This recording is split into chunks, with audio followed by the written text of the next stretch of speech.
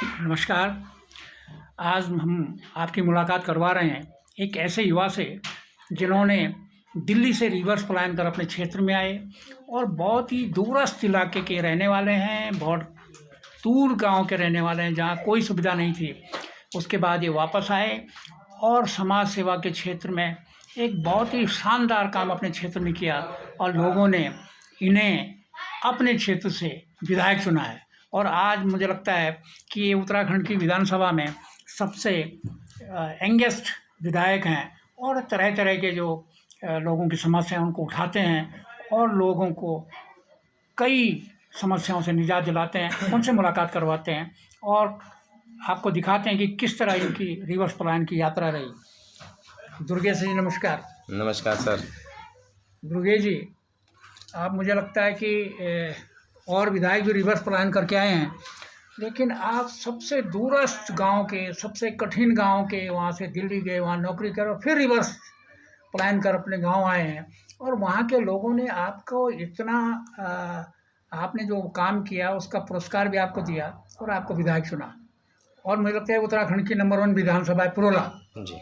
कैसा ये यात्रा आपकी कैसी रही, जरा संक्षेप में बताएं। मैं सबसे पहले तो मैं आपका और आप जैसी आपकी पूरी टीम का, क्योंकि आपका खुद जो प्लान है, आप खुद एक दिल्ली की यात्रा कर चुके हैं, तो ये सीख तो हमें आप ही से मिली कि आपने जो है सबसे पहले दिल्ली में एक बहुत अच्छे चैनलों में कार्य किया।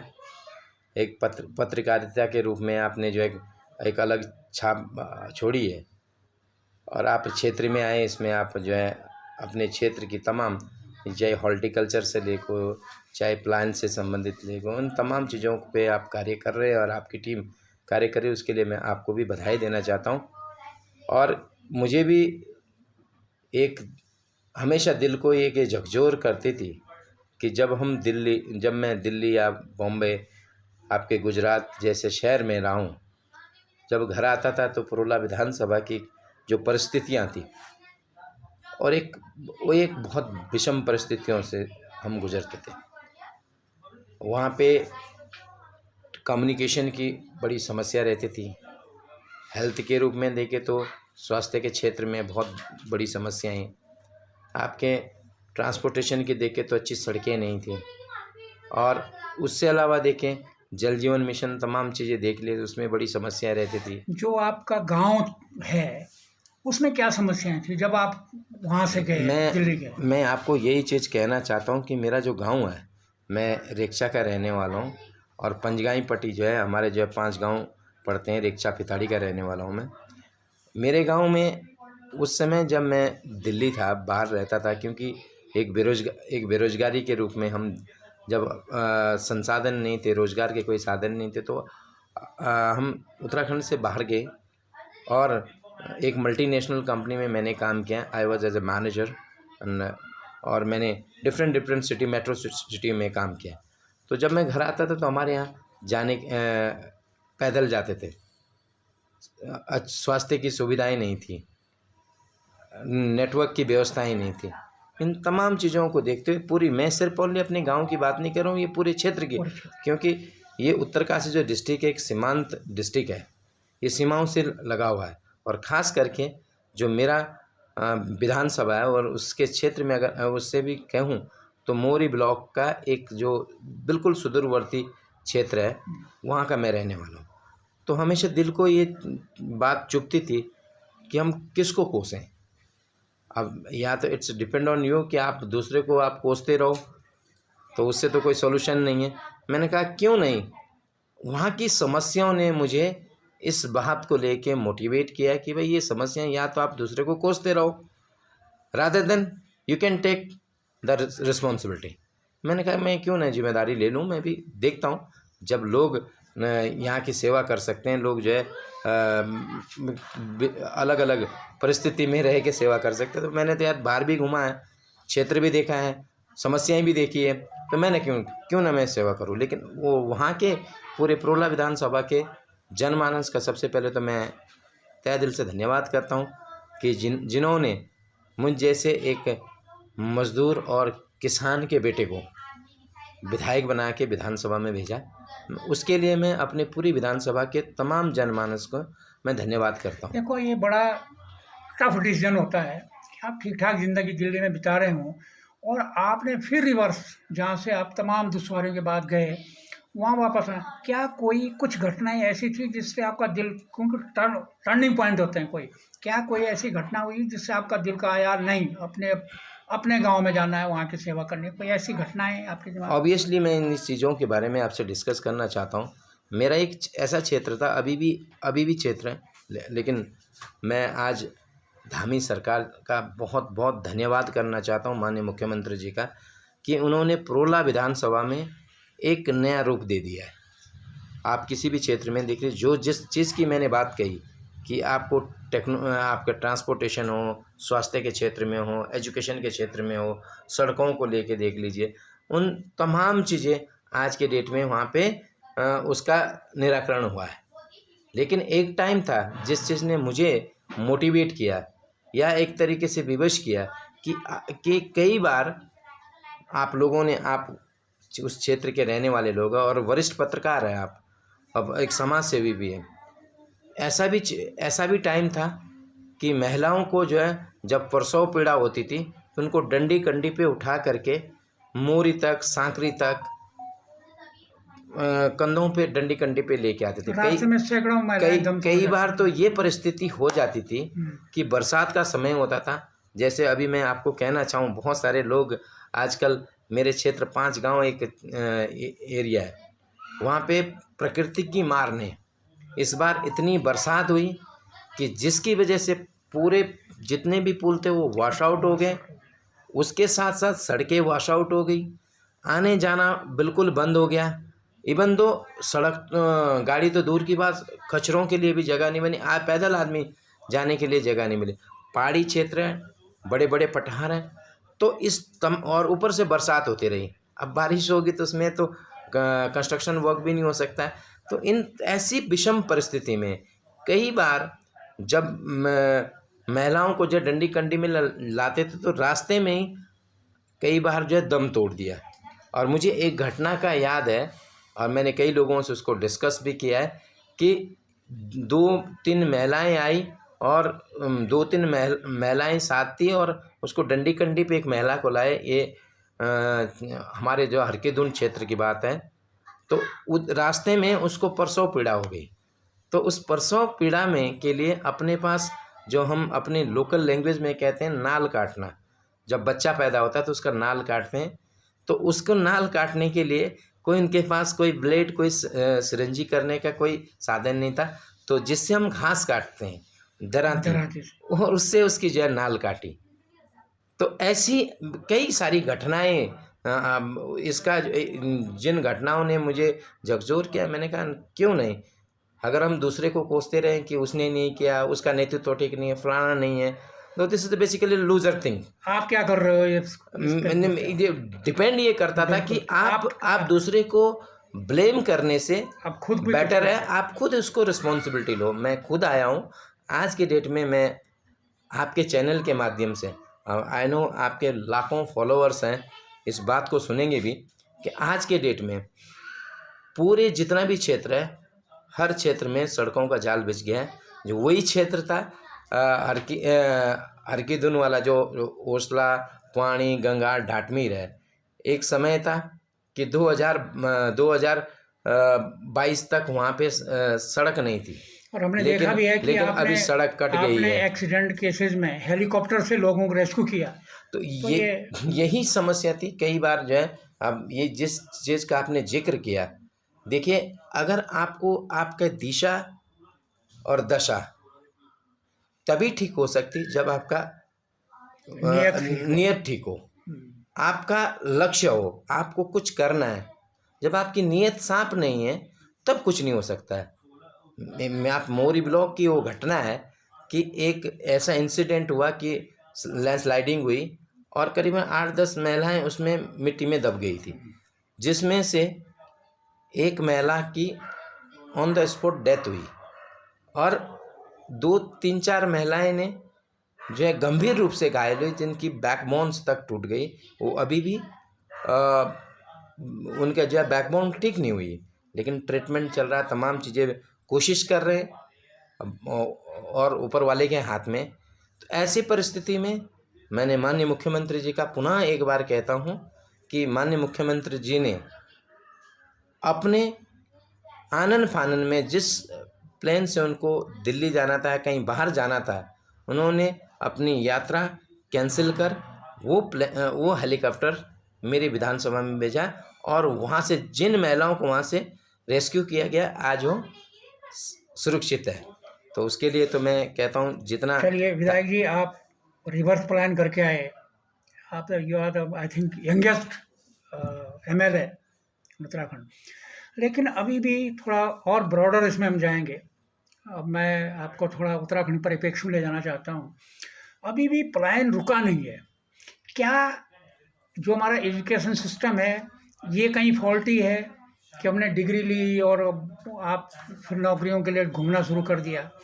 क्या पलायन कैसे रुक सकता है? आपके दिमाग में क्या विज़न है? क्योंकि आप बाहर भी देखा, आप यहाँ भी देख रहे हैं, क्या होना चाहिए? सबसे पहले तो मैं एक चीज़ कहना चाहता हूँ, आप एक बहुत ज्ञानी व्यक्ति है।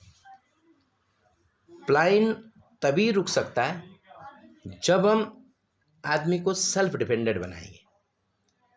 जो एक ग्रास रूट लेवल से लेकर के आपको अपर लेवल तक, आप अगर ये कहेंगे कि पहली से 12th तक बच्चा पढ़ ले और 12th के बाद जब वो कॉलेज में जाएगा उसके बाद उसको हम टेक्निकल चीज़ें सिखाएंगे, कोई अलग से नॉलेज देंगे, तो तब वो कुछ अपने लिए अलग सोचेगा। मुझे लगता है कि अगर एक ऐसी पॉलिसी बनाई जाए कि बच्चे को छोटे से लेकर के जब वो क्लास 1 में प्राइमरी सेक्शन से लेकर के एक अपर लेवल तक, आपके ग्रेजुएशन लेवल तक, उसको उसी चीज़ से हैबिचुअल बनाया जाए। स्किल ना ज़रूरी ये है। हम कोर्सेज करवाते हैं, BA करवाते हैं, BSc करवाते हैं और बहुत सारी अभी इंजीनियरिंग करवाते हैं, डॉक्टरी करवाते हैं। और मैं एक चीज़ कहना चाहता हूँ कि हर व्यक्ति डॉक्टर नहीं बन सकता है, क्योंकि डॉक्टर बनने के लिए बहुत ज़्यादा पैसे की ज़रूरत है। मतलब अभी ये है कि जो 100% एजुकेशन है वो 2% जो सरकारी नौकरियां हैं उसके लिए 100% तैयार हो रहे हैं। वही तो कह रहा हूँ। मैं आपको एक चीज़ कहना चाहता हूँ आज की डेट में कि अगर 100 पद आ रहे किसी ऑर्गेनाइजेशन में, लेकिन उस 100 पद के लिए 10 लाख लोग जो है अप्लाई करते हैं। थिंक अबाउट इट, कंपटीशन कितना है, क्योंकि सरकारी नौकरियां कम है। उसके लिए एक सबसे बड़ा जो हमारे देश के यशस्वी प्रधानमंत्री आदरणीय नरेंद्र मोदी जी ने कहा कि सेल्फ डिपेंडेंट बनो, स्वरोजगार की तरफ। माननीय मुख्यमंत्री जी ने कहा कि स्वरोजगार की तरफ हम भागें, स्वरोजगार क्रिएट करें। तो स्वरोजगार तभी हो सकता है, खास करके मैं अपने क्षेत्र की बात करता हूँ, हम लोग सेल्फ डिपेंडेंट, आप भी बधाई के पात्र हैं। और मैं अपने उन लोगों को बधाई देना चाहता हूँ कि जिन्होंने प्रोला विधानसभा में पलायन को 0 कर दिया है। वहाँ पे रिवर्स पलायन हो रहा है। मैं उसका खुद एक एग्जाम्पल हूँ, आप खुद एग्जाम्पल हैं, और कई सारे लोग हैं। हमारी विधानसभा में आज की डेट में हिमाचल प्रदेश एक हॉर्टिकल्चर के मामले में सबसे नंबर 1 है। कहीं भी देखेंगे वहाँ के लोग आ रहे हैं, वहाँ के लोग। लेकिन मेरी विधानसभा में प्रोला में हिमाचल के लोग वहाँ आ रहे हैं। यहाँ के IAS PCS लोगों ने वहाँ ज़मीन लेके, बगीचे लेके वहाँ पे अपने आप को इस्टेब्लिश कर दिया। बड़ी कंपनी आ गई है, बड़ी कंपनियाँ आ रही हैं। तो मुझे लगता है कि हमारी विधानसभा में एक ये जो प्रोला विधानसभा है लोगों के लिए एक नज़ीर बनेगी। लेकिन ज़रूरी है, जब आप उत्तराखंड की बात करते हैं तो उत्तराखंड में तभी हम एक सक्षम उत्तराखंड की बात कर सकते हैं जब तक हम ग्रास रूट लेवल को स्ट्रॉन्ग न कर लें। क्या होना चाहिए ग्रास रूट लेवल? उसके लिए सबसे पहले ज़रूरी ये है कि बच्चों को एजुकेशन दें, ट्रेनिंग सिस्टम करें। जैसे आप चाहे बागवानी क्षेत्र में हो, मैं अभी कई लोगों से, एक्सपर्ट लोगों से डिस्कशन हुआ, कई बात हो रही थी, इवन तो आपसे जब आपसे भी जनरली बात कर रहे थे, तो यहाँ पे हमारे पास कई सारे संसाधन हैं। हर आदमी को सरकारी नौकरी नहीं मिलेगी, लेकिन खुद के काम तो कर सकता है। आज आप देखिए चाइना क्यों सेल्फ डिपेंडेंट है? चाइना क्यों एक छोटा बच्चा जो है अपना खुद 8th या 9th के बाद वो अपना खर्चे खुद करने लग जाता है, खुद अपनी सोर्स ऑफ इनकम कर लेता है। क्योंकि उन्होंने ग्रास रूट लेवल पे कहीं ना कहीं कुछ ट्रेंड किया लोगों को। आप रूलिंग पार्टी के हो, आपकी सरकार है, क्या होना चाहिए, क्या आपका विजन क्या है?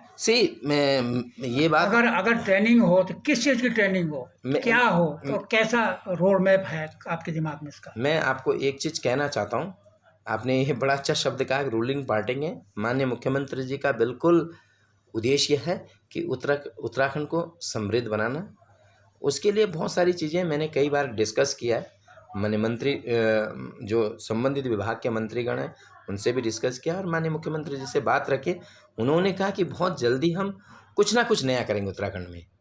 जैसे हमारे जैसे प्राइमरी स्कूल है, गवर्नमेंट स्कूल्स हैं, उनमें कहीं ना कहीं जो ये मेरा मत है और माननीय मुख्यमंत्री जी से भी इस बात को मैं डिस्कस करूंगा कि जो हमारे प्राइमरी स्कूल्स हैं उनमें हॉर्टिकल हो, टूरिज़्म हो, क्योंकि ये उत्तराखंड एक टूरिज़्म के लिए एक हब माना जाता है।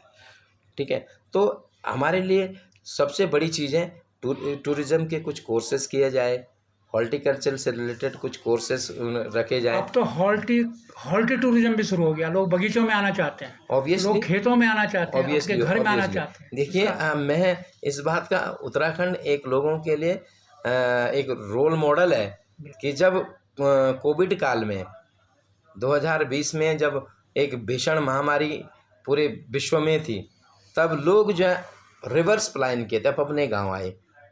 और आज मैं आपको कहना चाहता हूं, अगर उस आंकड़े की बात करूं, मेरे पास एग्जैक्ट आंकड़े तो नहीं है, लेकिन मैं एक बात कहना चाहूं, इस बात की मैं आपको प्रत्यक्ष रूप से एक वो दे सकता हूं, एविडेंस दे सकता हूं कि जो कोविड काल में वापस उत्तराखंड आए, उन्होंने अपनी, किसी ने जैविक खेती, किसी ने मशरूम की खेती कर ली, किसी ने कोई अलग से छोटे छोटे बगीचे लगा दिए, किसी ने आपके सब्जी की खेती करनी शुरू कर ली, किसी ने टमाटर की खेती करने लग गए। और ये कुटीर जो उद्योग है, छोटे छोटे उद्योग है, किसी ने जो है चटनी बनानी शुरू कर ली, किसी ने हथकरघा वाला जो काम करना शुरू कर लिया।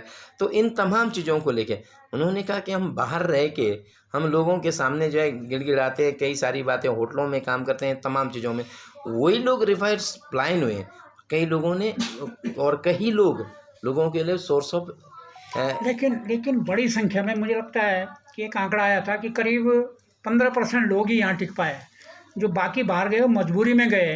उनका कहना था कि हमको ट्रेनिंग नहीं, प्रॉपर ट्रेनिंग नहीं है, यहाँ कोई व्यवस्था नहीं है, इस कारण है। ये व्यवस्था कैसी होनी चाहिए ताकि अगर वो आए तो बाहर नहीं जाना चाहिए था, उनको ट्रेनिंग मिलती, क्योंकि training and technology is the main thing. आपने बहुत अच्छी बात की। जो ट्रेनिंग और टेक्नोलॉजी है वो बहुत ज़रूरी है, और ट्रेनिंग टेक्नोलॉजी से ही आज के देश में, आज के डेट में जो भी विकास संभव है। अब लोग कुछ सर्टेन टाइम के लिए आए, अब हो सकता है उनका बाहर जाना भी इसलिए तय था क्योंकि कई लोग जो है 20 साल से जो है बाहर रहे हैं। अब कुछ लोगों ने वहाँ घर बना दिए, किसी ने कुछ पर्सनल व्यवसाय होगा, लेकिन वो तो एक ऐसा दौर था जिसकी वजह से वो वापस आना पड़ा, गांव आना पड़ा। लेकिन उन्होंने ये तमाम चीज़ें, उनके पास कुछ वहाँ भी कोई संसाधन होंगे तो इसलिए वापस गए। लेकिन मैं कहता हूँ कि आने वाले समय में जो इस तरीके की कोई ऐसी टेक्नोलॉजी डेवलप की जाए, मैं अपने प्रदेश के यशस्वी मुख्यमंत्री जी से भी संबंध में बात करूँगा। क्योंकि देखिए, मैं एक सुदूरवर्ती क्षेत्र का रहने वाला हूँ, मैं खुद उस चीज़ का शिकार हूँ। मान लें अगर मुझे पहले ही कहीं व्यवस्था, नौकरी यहाँ मिल जाती, या जब मैं आउट ऑफ उत्तराखंड गया, अगर मुझे पहले ही नौकरी मिलती या पहले ही मुझे कोई सोर्स ऑफ इनकम हो जाती तो मैं बाहर नहीं जाता। लेकिन मुझे सोर्स ऑफ इनकम भी मिली। I was a manager and MNC, और एक अच्छी दिल्ली मेट्रोपॉलिटन सिटीज़ में रहना और उससे वापस आना, यू कैन अंडरस्टैंड। और उसके बावजूद भी मेरे एक उद्देश्य अलग था मुझे, क्योंकि देखो हर व्यक्ति तो सभी लोग, मैं ये भी नहीं कहता हूँ कि सभी लोग नेता बन जाएंगे, सभी लोग वो बन जाएंगे, लेकिन नहीं, अपना ऐसा भी नहीं है कि कोई नहीं बन सकता। हर कोई बन सकता है, लेकिन उसके लिए विज़न होना ज़रूरी है। मेरा विज़न है कि आने वाले समय में जिस तरीके से हमें एक अच्छी व्यवस्था नहीं मिली, हम चाहते हैं कि आने वाले समय में हमारे जो भविष्य में जो पीढ़ी है उसके लिए हम कुछ अच्छा करें और एक उत्तराखंड में एक अलग पहचान बनाएं। मैं आपको एक चीज़ कहना चाहता हूँ, आज के डेट में हमारे प्रदेश के यशस्वी मुख्यमंत्री जी 24 आवर्स वर्क कर रहे हैं। वो अभी मैं उनको बधाई देना चाहता हूँ आपके चैनल के माध्यम से, और आप लोगों को भी देनी चाहिए कि अभी आज के डेट में आज ही वो दुबई से, गल्फ कंट्री से जाके उन्होंने जो वहाँ एक इन्वेस्टमेंट समिट के लिए गए। वहाँ पे लोगों, इन्वेस्टरों को वहाँ पे मोटिवेट किया कि आप आइए उत्तराखंड में, यहाँ पे इन्वेस्ट कीजिए और यहाँ की आर्थिक, देखिए लोग जब बाहर से आएंगे तो यहाँ की आर्थिकी भी बढ़ेगी और यहाँ का सोशलिज्म, तमाम चीज़ें जो है उसको कुछ ना कुछ नया चेंज आएगा। उससे पहले लंदन गए और लंदन में मोर देन 11,000 करोड़ का जो है इन्वेस्ट समिट के लिए उन्होंने जो है इनवाइट किया। तमाम इन्वेस्टमेंट पे एक बड़ा अहम मुद्दा है। लोगों का मानना है कि लोग इन्वेस्ट करेंगे, बहुत सस्ते दरों पर पहाड़ की ज़मीनें लेंगे, उसके बाद जो लोकल है वो रह जाएगा। क्या भू कानून, क्योंकि अभी हम देख रहे हैं कि औने पौने दामों पे बाहर के लोग ज़मीनें खरीद रहे हैं, क्या इस पर भी कुछ रोक लगनी चाहिए? कि नहीं तो आने वाले समय में स्थानीय लोग क्या करेंगे? जब ज़मीनें ही नहीं बचेगी तो क्या करेंगे? इसका भी कुछ देखिए, मैं आपको एक चीज़ कहना चाहता हूँ, मैं इस बात का बिल्कुल समर्थक हूँ कि पहाड़ की माटी, पहाड़ का पानी, पहाड़ की जवानी, पहाड़ का काम आनी चाहिए। बाहर के लोग आएंगे, यहाँ पे आपका इन्वेस्टमेंट करेंगे, ये तो नहीं कि परमानेंटली उनको कोई सेल करके जाएंगे। भू कानून, रही भू कानून की बात है, ऑब्वियसली भू कानून एक अपना एक अहम हिस्सा है। देखिए, जब अगर बाहर के लोग आएंगे और यहाँ से जो है गरीब किसानों से औने पौनों में दामों में अगर जो है ज़मीन खरीदेंगे, ज़मीन खरीदेंगे, तो आने वाले समय हमारे भविष्य के लिए एक क्वेश्चन मार्क बन जाएगा। अगर भू कानून नहीं होता तो हिमाचल आज उतना डेवलप नहीं होता। ऑब्वियसली मैं इसका समर्थक हूँ और उत्तराखंड में ऑलरेडी एक ये लॉ है, लैंड जो लॉ है, और आने वाले समय में मैं चाहता हूँ कि अगर ये भू कानून लाया जाता है और बनता है, और माननीय मुख्यमंत्री जी का एक ये उद्देश्य भी कि भाई उत्तराखंड में भू कानून बनना भी एक अहम हिस्सा है। लेकिन उससे पहले ये ज़रूरी है कि यहाँ के उत्तराखंड में बहुत सारे संसाधन के आर्थिकी के संसाधन नहीं है, तो इसको पहले आर्थिकी तो ठीक करनी पड़ेगी ना। उसके लिए इन्वेस्टर लाने पड़ेंगे, उसके लिए यहाँ पे टेक्नोलॉजी डेवलपमेंट करनी पड़ेगी, यहाँ पे फैक्ट्री लगानी पड़ेगी। अगर इन्वेस्टर आए तो उनसे यहाँ का, उनको टेक्नोलॉजी लाएं, लोगों को तो टेक्नोलॉजी फैलाएं, इस तरह का भी इन्वेस्टमेंट। ऑब्वियसली देखिए, जब कोई बाहर का आएगा, अब यहाँ हथौड़े से काम होता है, तो अगर जो बाहर वाले लोग आएंगे वो हथौड़े वाला काम तो नहीं करेंगे, वो मशीन का काम करेंगे। तो डेफिनेटली समवेयर इज न्यू, कहीं ना कहीं नया आएगा, नई टेक्नोलॉजी आएगी, और तभी टेक्नोलॉजी होगी तो डेफिनेटली हमारे लिए भी एक सीखने का मौका मिलेगा, हमारे लोगों को एक नई टेक्नोलॉजी से फ़ायदा मिलेगा, जिससे कि यहाँ की आर्थिकी को डेवलप किया जाए और उत्तराखंड को एक समृद्ध राज्य बनाया जाए। चलिए दुर्गे जी, बहुत बहुत धन्यवाद। फिर और मुद्दे आए तो उन पर बात करेंगे। फिलहाल आप उम्मीद करते हैं कि आपकी जवानी बरकरार रहे, काम करने में भी दिखे, बहुत बहुत जैसे दिख रही है। बहुत बहुत धन्यवाद आपका, धन्यवाद।